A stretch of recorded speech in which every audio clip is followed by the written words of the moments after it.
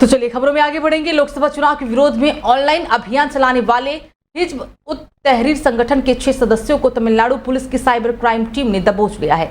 ये सभी वीडियो जारी कर आम लोगों को उकसा रहे थे और वो चुनाव में वोट ना डालें। पकड़े गए लोगों में एक शख्स और उसके 2 बच्चे भी शामिल हैं। हालांकि सभी आरोपी इस्लाम धर्म का पालन भी करते हैं और अपने फॉलोअर्स को इस्लाम का पालन करने के लिए प्रेरित करते थे। केंद्रीय जांच एजेंसियों को इस बारे में जानकारी भी दी गई थी। बता दें कि लोकतंत्र को हराम करार देते हुए इन लोगों ने कहा था कि जो भी इस प्रक्रिया का हिस्सा बनेगा वो भी हराम का काम ही करेगा।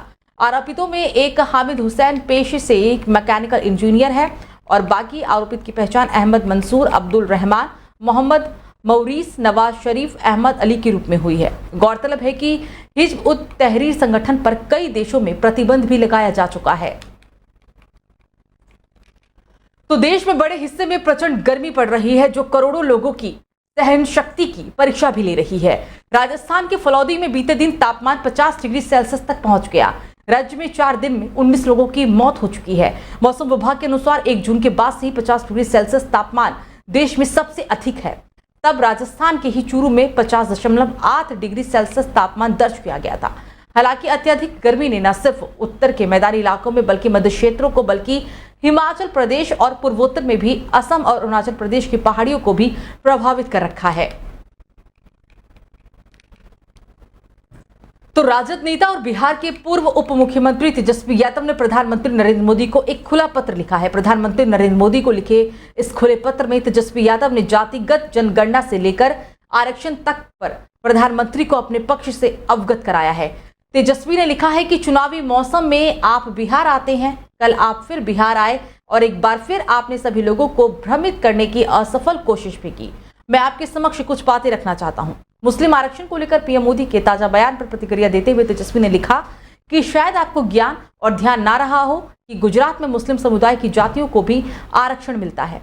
आप 13 बरस से ज्यादा अरसे तक इस राज्य के मुख्यमंत्री रहे हैं। अथरा भ्रम फैलाने और नफरत परोसने की राजनीति से परहेज करिए।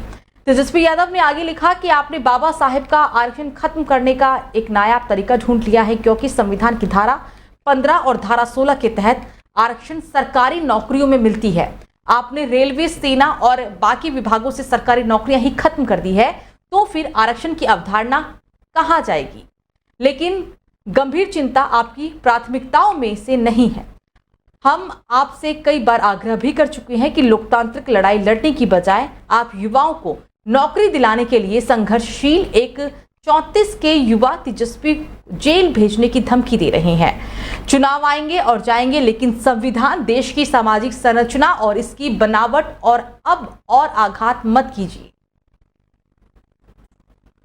तो भारत मौसम विज्ञान विभाग ने बीते दिनों अलर्ट जारी करते हुए कहा कि बंगाल में भीषण चक्रवात तूफान रेमल आने की संभावना है और इस तूफान के कारण 110 से 120 प्रति किलोमीटर घंटे की रफ्तार से 135 किलोमीटर की घंटे की रफ्तार से हवाएं चल सकती हैं। हालांकि आईएमडी ने चक्रवात को देखते हुए पश्चिम बंगाल, ओडिशा और उत्तर पूर्वी राज्यों के लिए बहुत भारी बारिश की चेतावनी भी जारी कर दी है।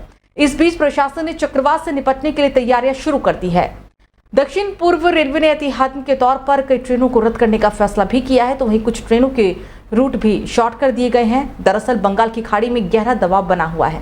बीते दिन ये भी चक्रवात बनने जा रहा है। अनुमान ये भी है कि ये सागर द्वीप और बांग्लादेश के खेपुपारा के बीच कहीं टकराएगा। रेमल के प्रभाव से दक्षिण बंगाल में भारी बारिश की भी संभावना है। कई जिलों में तेज हवाएं भी चल सकती हैं। तटीय जिले सबसे अधिक प्रभावित होने की संभावना जताई गई है और इस बीच दक्षिण पूर्व रेलवे ने इस आपदा की स्थिति को ध्यान में रखते हुए कई ट्रेनों को रद्द करने का फैसला भी किया है। तो दिल्ली के कृष्णा नगर इलाके में एक इमारत में आग लगने की वजह से 3 लोगों की मौत हो चुकी है, जबकि 10 लोग घायल बताए जा रहे हैं। घायलों को हालांकि अस्पताल में भर्ती करवाया गया है, जहां पर कुछ की हालत गंभीर बनी हुई है।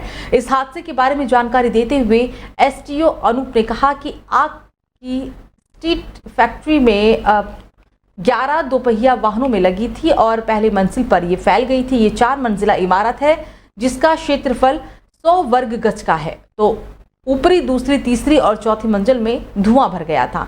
उन्होंने कहा कि पहली मंजिल पर एक जला हुआ शव मिला और 12 लोगों को ऊपरी मंजिल से बचाया भी गया। घायलों को तुरंत विभिन्न अस्पताल ले जाया गया और उनमें से 2 को जीटीबी अस्पताल में मृत घोषित कर दिया गया। एक गंभीर व्यक्ति को हालांकि अस्पताल रेफर कर दिया गया है।